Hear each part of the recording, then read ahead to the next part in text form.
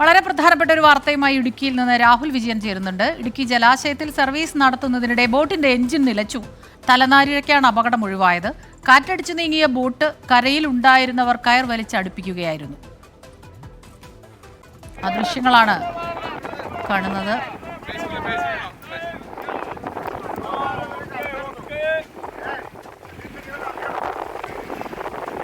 രാഹുൽ വിജയൻ ചേരുന്നുണ്ട്. രാഹുൽ, 14 യാത്രക്കാരുമായി സർവീസ് നടത്തിയ വനം വകുപ്പിന്റെ ബോട്ടാണ് തകരാറിലായത്.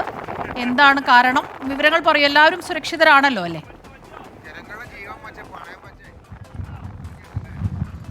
സ്മിത, എല്ലാവരും സുരക്ഷിതരാണ് എന്നുള്ളതാണ് ആശ്വാസകരമായ കാര്യം. അല്പസമയം മുമ്പാണ് ഈ ബോട്ടിന്റെ എഞ്ചിൻ തകരാറിലായത്. എറണാകുളത്ത് നിന്നുള്ള വിനോദസഞ്ചാരികളുമായി ഈ ഇടുക്കി ജലാശയത്തിൽ ബോട്ടിംഗ് സർവീസ് തുടങ്ങിയ ബോട്ടാണ് ഒരു 500 മീറ്റർ നീങ്ങിയപ്പോഴേക്കും അതിൻ്റെ എഞ്ചിൻ തകരാറിലാകുന്നത്. ഇതിന് നേരത്തെ സാങ്കേതിക പ്രശ്നങ്ങളൊന്നും ഉണ്ടായിരുന്നില്ല. പെട്ടെന്ന് തകരാറിലായതാണ് എന്നുള്ളതാണ് ഈ വനം വകുപ്പിൻ്റെ ആളുകൾ തന്നെ അറിയിക്കുകയും ചെയ്തിരിക്കുന്നത്. എന്തായാലും ഈ എഞ്ചിൻ തകരാറിലായതിനു ശേഷം ഈ ബോട്ട് കുറച്ചു നേരം ആ ജലാശയത്തിൽ കിടക്കുകയായിരുന്നു. പിന്നീട് കാറ്റടിച്ച് തന്നെ ഇത് കുറച്ച് അങ്ങോട്ടേക്ക് നീങ്ങി, അതായത് വെള്ളത്തിൽ തന്നെ ഓളം തല്ലി കുറച്ചങ്ങോട്ട് നീങ്ങി പോയി. അതിനുശേഷം കരയ്ക്കുണ്ടായിരുന്ന ആളുകൾക്ക്, ഈ ബോട്ടിലുണ്ടായിരുന്ന ആളുകൾ കയറെറിഞ്ഞു കൊടുക്കുകയായിരുന്നു. അങ്ങനെ ആ കയറ് പിടിച്ചു വലിച്ച് ഈ ബോട്ട് കരയ്ക്കടുപ്പിക്കുകയായിരുന്നു. എന്തായാലും സുരക്ഷിതരായിട്ട് അതിനകത്തുണ്ടായിരുന്ന 14 പേരെയും പുറത്തിറക്കി എന്നുള്ളത് വളരെ ആശ്വാസകരമായ കാര്യം തന്നെയാണ്.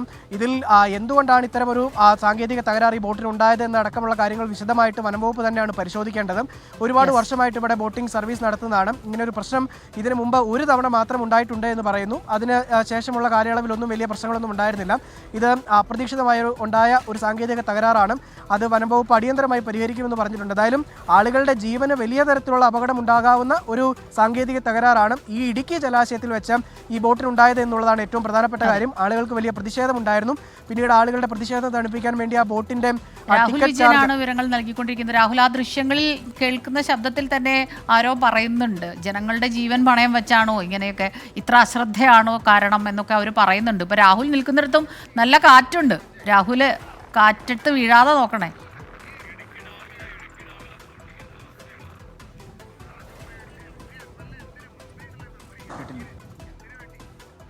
രാഹുലിന് കേൾക്കാമോ?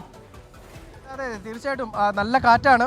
ഇന്ന് ഈ കാറ്റുള്ള സമയത്ത് ഈ ബോട്ട് സർവീസ് നടത്താൻ പാടില്ല എന്നുള്ളൊരു നിബന്ധന കൂടി ഉള്ളതാണ്. അത് ലംഘിച്ചോ എന്നുള്ളൊരു സംശയം കൂടി ആളുകൾ പ്രകടിപ്പിക്കുന്നുണ്ട്. കാരണം സാധാരണ നല്ല കാറ്റുള്ള സമയത്ത് ഈ ബോട്ട് സർവീസ് നടത്തില്ല എന്നുള്ളതാണ് നമുക്ക് മനസ്സിലാക്കാൻ കഴിയുന്നത്. പക്ഷേ അതില്ലാതെ ഈ കാറ്റുള്ള സമയത്ത് ബോട്ട് സർവീസ് നടത്തി. പക്ഷേ ആ കാറ്റുണ്ടായിരുന്നുകൊണ്ട് ആ ബോട്ട് കരയ്ക്കെടുക്കാൻ ഒരല്പം എളുപ്പമുണ്ടായി എന്നുള്ളതും ആശ്വാസകരമായ കാര്യമാണ്. എന്തായാലും വനം വകുപ്പിന്റെ ഭാഗത്തുനിന്ന് വീഴ്ചയുണ്ടായോ, ബോട്ട് സർവീസിന് വീഴ്ചയുണ്ടായോ എന്നടക്കമുള്ള കാര്യങ്ങൾ വിശദമായി തന്നെ അന്വേഷിക്കേണ്ടതുമാണ്.